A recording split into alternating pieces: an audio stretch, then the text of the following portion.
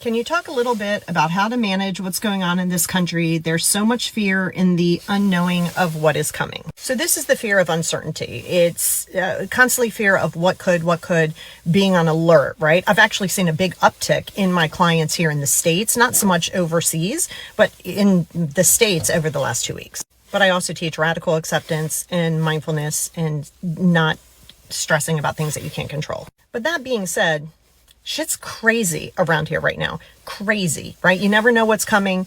5 times throughout the day, things change. It's a constant thing. You never know if your livelihood is getting ready to be taken care of. My daughter is gay. She's of color. You never know what's going to go on there. You can't use certain words. You can't celebrate certain things. So it becomes very traumatic. You have to focus on what you can control.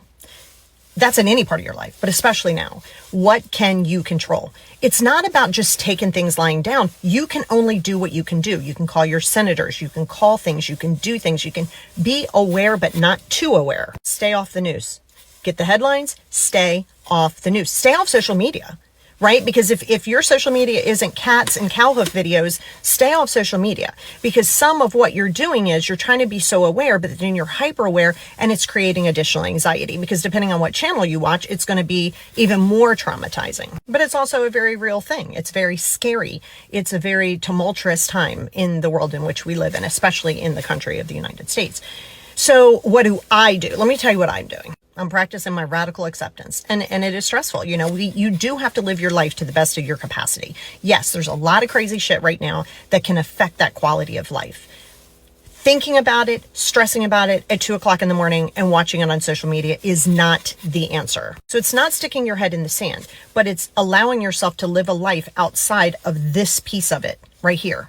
Because while it may affect you, and it could affect many people, my sister-in-law was in January 6th. She is not well, right? She had PTSD, still does. Like, there's all of these things that are coming up.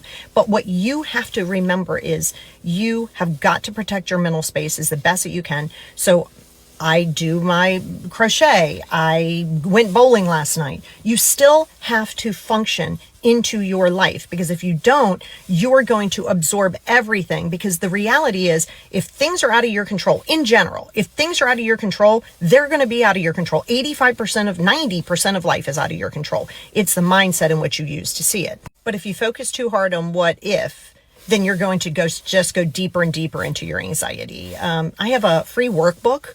It's like letting go. It's a letting go free workbook. That may be helpful. It's free. And it's just tips and tools. Be aware, don't be hyper aware, and do what you can do. But other than that, you got to find something else to focus on.